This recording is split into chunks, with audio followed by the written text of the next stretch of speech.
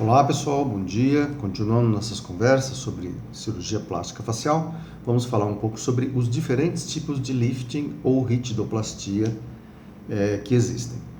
A ideia da ritidoplastia ou do lifting é você suspender. Suspender é você corrigir alguma coisa que caiu. E por que caiu? Newton explica, pela ação da gravidade. A gravidade puxa o nosso rosto para baixo, então a tendência do nosso rosto é ir caindo. Então você faz uma suspensão para aliviar, por exemplo, o bigode chinês, para aliviar as rugas do meio da face. Uma outra ação é a ação da contração muscular. Daí o Botox que não nos deixa mentir. Quer dizer, quando você contrai o músculo, existe uma tendência de você fazer a formação de ruga. Se você aplica o Botox, o músculo não contrai, as rugas vão não se formando ou vão até se atenuando se você fizer aplicações consecutivas. Mas você também pode tentar corrigir isso através de um lifting. Você pode fazer uma incisão, por exemplo, e suspender tudo isso aqui, por exemplo, aliviando as rugas. Então a ideia do lift é essa, você suspender os tecidos e fixar esses tecidos. Existem várias formas de lift. O lift mais tradicional é aquele onde você faz uma incisão atrás da linha capilar, desce aqui na frente do pavilhão auricular e corre atrás da orelha.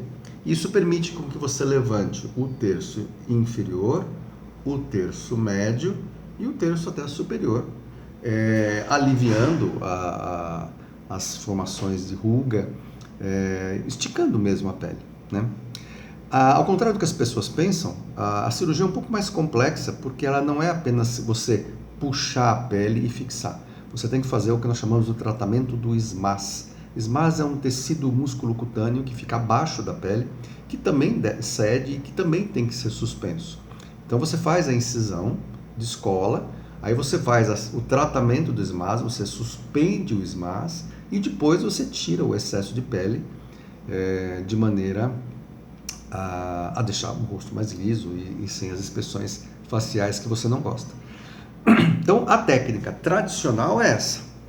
Essa técnica, ela se presta muito bem, o lift total, que se faz a coronal, se presta muito bem para mulheres, mas para homens tem algumas coisas que não são muito legais. Se você fizer uma incisão coronal num homem, existe uma possibilidade de, no futuro, esse homem perder o cabelo ou ter um recuo dessa linha capilar, e o que vai acontecer é que a cicatriz vai aparecer. Em mulheres isso é mais raro. Então, em mulheres você tem uma segurança maior de fazer uma incisão coronal, porque a chance de essa mulher perder, ficar careca, digamos assim, é muito pequena. O homem não, se ficar careca vai aparecer uma cicatriz daqui a aqui, assim, o que não é legal. Então tem que ser discutido isso com o homem, com o paciente, porque é uma coisa que homem fica careca às vezes e isso pode ficar evidente, né? Essa incisão, o lift total, você faz então essa incisão coronal para a parte superior, aqui antero-auricular para a parte média e a parte posterior para poder aliviar então a região da papada aqui e esticar um pouco mais o pescoço. Existe uma cirurgia agora que está bem em moda, que é o mini lifting. Mini lift, como o próprio nome diz, é um lift menor. Então, o que o mini lift faz? Em vez de você fazer toda essa incisão, você faz uma incisão que vem daqui até aqui e passa um pouquinho só aqui atrás da orelha. E, basicamente, essa incisão se visa tratar o terço médio do rosto, né? Essa parte aqui de bigode chinês, essa parte aqui do malar, o tecido malar quando está deiscente.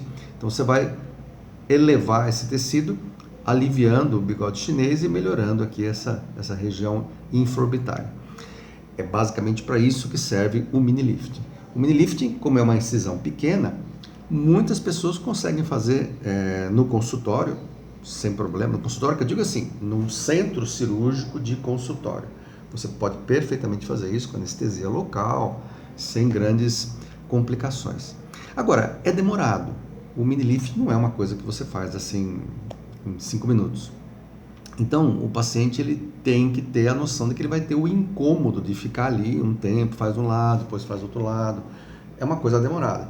é um pouco mais demorado do que você fazer, por exemplo, uma blefaroplastia superior, inferior. Também é uma coisa que dá para fazer em centro cirúrgico de consultório, mas demora. E como é centro cirúrgico de consultório, o paciente não pode tomar nenhuma medicação para dormir, então é uma coisa que o paciente fica acordado. Isso traz um incômodo, a pessoa não vai ficar confortável. É muito mais confortável para o paciente ir para um hospital, ir fazer no hospital, tomando uma medicação para dormir, tendo um quarto para ficar depois. Só que é caro, só que aí a coisa começa a ficar mais cara. No consultório, obviamente, a única vantagem que tem é que fica mais barato para o paciente. E existem técnicas onde você simplesmente faz suspensões por meio de fios.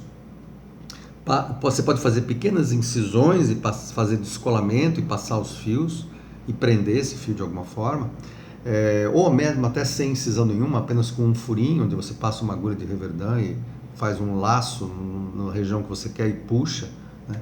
Funciona. Só que tem alguns inconvenientes. O primeiro inconveniente é que geralmente é temporário.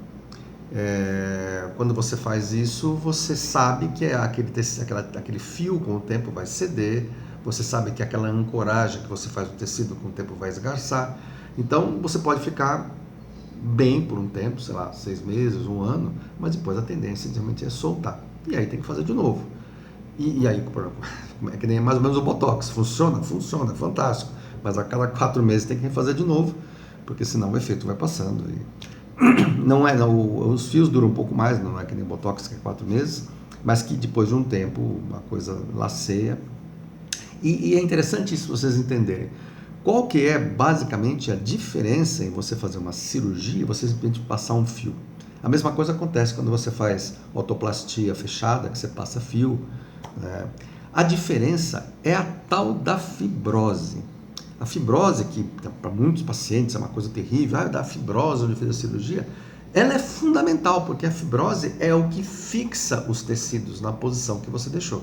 Então você faz uma ritidoplastia, você descola tudo isso, você puxa, você prende, mas você espera que essa região sofra uma fibrose e que essa fibrose é que prenda o tecido que você descolou na outra posição. A mesma coisa na orelha, quando você faz uma otoplastia aberta, você fixa através de fios, mas você espera que aconteça uma fibrose, que depois de 6 meses você pode até tirar os fios, se você quiser, que a orelha vai permanecer na posição. Quer dizer, a fibrose ela é fundamental para manter o tecido na posição que você realocou ele. O que não acontece quando você faz só fios, quer dizer, quando você passa fios, você não tem efeito da fibrose, por isso é que o fio é temporário. Tá ok?